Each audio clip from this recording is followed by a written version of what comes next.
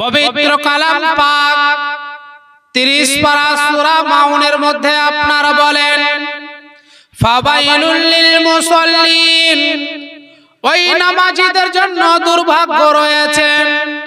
কোন নামাজীদের জন্য? আল্লাহ পাক তারপরে আপনার আয়াতের মধ্যে আপনারা বলেন আল্লাযীনা হুম আন সালাতিহিম সাহুন, যারা আপন নামাজকে ভুলে বসে আছে। ফাওয়াইলুল লিল মুসাল্লিন, ওই নামাজীদের জন্য দুর্ভাগ্য রয়েছে। আল্লাযীনা হুম আন সালাতিহিম সাহুন, যারা আপন নামাজকে ভুলে বসে আছে।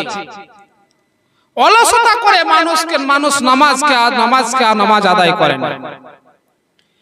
এই দুই আয়াতের মধ্যে মারাত্মক ভাবে নামাজীদের কথা বলা হয়েছে, কিন্তু আমরা মুসলমান নামাজের অজুহাত দেখাই, আমরা নিজের সমস্যা আপনার পেশ করি।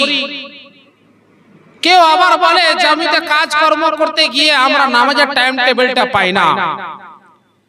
কিন্তু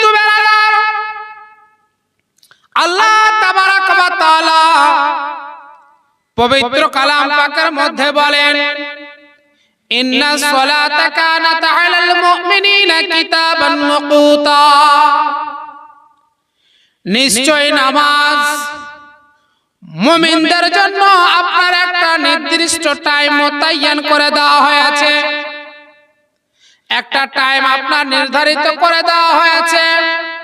তার প্রমাণটা হচ্ছে এটাই, আল্লাহ পাক পবিত্র কালাম পাকের মধ্যে বলেন ইন্নাস সালাতা কানাত আলাল মুমিনিনা কিতাবান মাওকুতা, নিশ্চয় নামাজ মুমিনদের জন্য একটা আপনার নির্দিষ্ট টাইম মোতায়েন করে দেওয়া হয়েছে। কিন্তু আমরা নিজের অজুহাত পেশ করি, আমরা নিজের সমস্যাগুলো মানুষের সামনে তুলে ধরি। কিন্তু মুসলমান, আপনি কি জানেন এই ফাওয়াইলুল লিল মুসাল্লিন, ওই নামাজি যারা, ওই নামাজীদের জন্য দুর্ভাগ্য রয়েছে। তাফসীর কারীগণ এই আয়াতের ব্যাখ্যায় লিখেছেন যে নামাজের তরিকা, নামাজের নিয়ম কানুন, নামাজকে নিয়ম অনুসারে নামাজকে আদায় করতে হবে। তাফসীর কারীগণ এই কথাটাই লিখেছেন, আরো অনেকেই লিখেছেন। তাহলে আমার যতটুকু ক্ষুদ্র জ্ঞানে যতটুকু পারি সেটুকু আমি আপনাদের সামনে শেয়ার করার চেষ্টা করি। এই ফাওয়াইলুল লিল মুসাল্লিন, ওই নামাজি যাদের জন্য দুর্ভাগ্য রয়েছে। আমাদের মধ্যে দেখা যায় নামাজ তো আদায় করি বটে, কিন্তু নামাজের যে আপনার উযু করার সিস্টেম, কিভাবে আপনাকে উযু করতে হবে, কিভাবে আপনাকে উযু করার পর নামাজ আদায় করতে হবে, তাহরিমা অবস্থায় আপনার দৃষ্টি আপনার কোথায় থাকবে, আপনাকে তাহরিমা কোন জায়গায় বাঁধতে হবে, আপনি সাজদা অবস্থায় আপনার লাকটা কতদূর পর্যন্ত আপনার সেই জায়গায় চাপা পড়বে, আপনি আগে পেছানি লাগাবেন না আগে আপনার লাক লাগাবেন, এগুলো আলোচনা হয়। এগুলো সমস্ত কিছু নামাজীদের জন্য জানা দরকার লাগবে। তার জন্য তো বলছেন ফাওয়াইলুল লিল মুসাল্লিন, ওই নামাজীদের জন্য দুর্ভাগ্য রয়েছে। কোন নামাজি? আল্লাযীনা হুম আন সালাতিহিম সাহুন, যারা আপন নামাজকে ভুলে বসে আছে। যারা আপন নামাজকে ভুলে বসে আছে। দেখা যায় আমাদের মধ্যে অধিকাংশ লোক নামাজ আদায় করে, কিন্তু নামাজকে নামাজের মতন করে আদায় করি না। এই আয়াতের ব্যাপারে আরেক জায়গায় আল্লাহ পাক বলেন ইন্নাস সালাতা কানাত আলাল মুমিনিনা কিতাবান মাওকুতা, নিশ্চয় নামাজ আপনার জন্য একটা আপনার নির্দিষ্ট টাইমকে মোতায়েন করে দেওয়া হয়েছে। তাহলে আমি আপনি এদিকে মসজিদে আজান হয়, বাজারে বাড়িতে বসে থেকে জমিনে থেকে আমরা টাইমটাকে অতিবাহিত করে দিই। ওই নামাজীদের কথাই বলা হয়েছে আল্লাযীনা হুম আন সালাতিহিম সাহুন, যারা আপন নামাজকে ভুলে বসে আছে। এই আয়াতের ব্যাখ্যায় আমার একটা কথা মনে পড়ে গেল, আমার আপনার বিশ্ব নবী হযরত মা আয়েশা সিদ্দিকা রাদিয়াল্লাহু তাআলা আনহা দয়ার নবী মুস্তাফা সাল্লাল্লাহু তাআলা আলাইহি ওয়াসাল্লামের সঙ্গে চলে যাচ্ছেন। তো দয়ার নবী মুস্তাফা সাল্লাল্লাহু তাআলা আলাইহি ওয়াসাল্লাম আপনার নামাজ আদায় করলেন। তো এই কথাটাকে ফারসি ভাষায় বলছেন যে হর পূজা বাসাত নামাজ মে কুনি। হযরত মা আয়েশা বলছেন ইয়া রাসূলুল্লাহ, আপনি যে কোনো জায়গাতে দেখি যে আপনি নামাজ আদায় করে নিচ্ছেন, কিন্তু দেখেছি যে আম্বিয়া ইকরাম আগে যত আল্লাহ তাবারাক ওয়া তাআলা নবীদেরকে পাঠিয়েছেন তাদের জন্য এবং তাদের উম্মতের জন্য একটা নির্দিষ্ট জায়গা মোতায়েন করে দেওয়া হয়েছে যে তোমরা অমুক জায়গাতে নামাজ আদায় করবে, কিন্তু ইয়া রাসূলুল্লাহ আপনাকে দেখি আপনি যে কোনো জায়গাতে নামাজ আদায় করে নিচ্ছেন।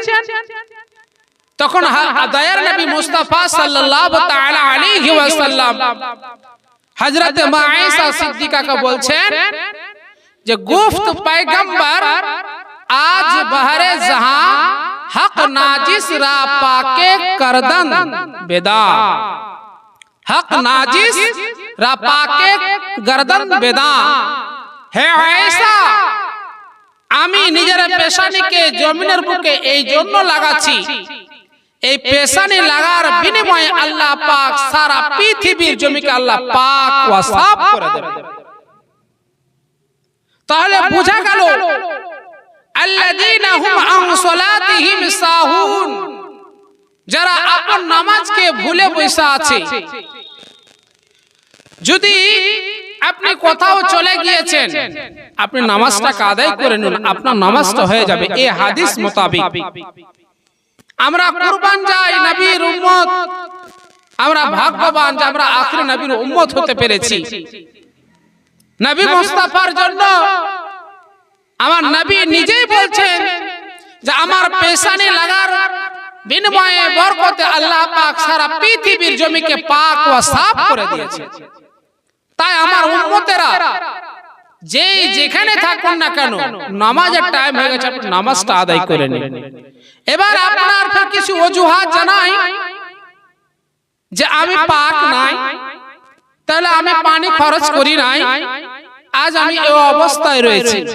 হে মুসলমান, একটু বলতে কি আপনাকে আমাকে লজ্জা হলো না? আপনি মুসলমানের ঘরে জন্ম নিয়ে আপনি কি করে নাপাক অবস্থায় চলাফেরা করেন? আপনার কি মরণকে বলে ভয় নাই? আপনার মরণকে বলে কি ভয় নাই? আজ আপনাকে নামাজের কথা বলা হলো, আপনি বলছেন আমার শরীরটা পাক নাই। যদি আপনাকে এই অবস্থায় মসজিদ আসতে ভয় হলো, তা আপনি কি মরণকে বলে ভয় করেন না যে আমার এই অবস্থায় যদি আমার মওত হয়ে যায় তাহলে আমার কি হাসরটা হবে? কারণ আমাদের সঙ্গে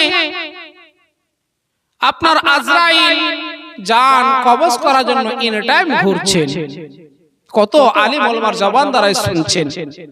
কবে আমরা নিজেকে পরিবর্তন করিব? কবে আমরা নিজেকে সচেতন করিব? আমার আপনার বিশ্ব নবী আকা মুস্তাফা সাল্লাল্লাহু তাআলা আলাইহি ওয়াসাল্লাম বলেন যে আল্লাহ পাক আমাকে এমন 5টি জিনিস দান করেছেন, আমার পূর্বে কোন নবীকে সেরকম দান করা হয়নি। তাহার মধ্যে একটা হচ্ছে ওয়া জয়্যালাতিল আরদু মাসজিদান ওয়া তুহুরা। আল্লাহ পাক সারা পৃথিবীর জমিকে আল্লাহ আমার এবং আমার উম্মতের জন্য পাক করে দিয়েছেন এবং মসজিদ বানায়া দিয়েছেন। আপনি কত প্রমাণ নেবেন? আপনি প্রমাণ নিয়ে যাচ্ছেন কিন্তু আপনি আমলই করছেন না। আবার আমাদের মধ্যে কিছু লোক আছে দেখাবাটি নামাজ আদায় করে, যদি নামাজ না আদায় করি তাহলে লোক আমাকে বুড়া ভালা বলবে, আমাকে বেনামাজি বলবে। এমনকি আমাকে লাঞ্ছিত করবে, আমাকে মান মর্যাদা বলে কিছু দেবে না, আমাকে সম্মান দেবে না, আমার ইহতিরাম করবে না। সেই কথাটাও আল্লাহ পাক পবিত্র কালাম সূরা মাউনের মধ্যে বলেন, আল্লাযীনা হুম ইউরাউন, যারা আপনার দেখাবাটি ইবাদত করে। জোহরের টাইমে আসলো আর বাদ বাকি আর নাই, মাগরিবের টাইমে এসে হাজির হলো আর বাদ বাকি আর নাই, এগুলো হচ্ছে দেখাবাটি নামাজ। এই নামাজ আপনাকে, এই নামাজ আপনার কিছু করবে না, বরং এই নামাজ আপনাকে মুখে মেরে দেবে। আপনি নামাজের হেফাজত করলেন না, নামাজ বলছে তোমরা আমার হেফাজত করো, আমি তোমাদের হেফাজত করব, এমন ভাবে হেফাজত করব তোমাদেরকে আমি জান্নাতের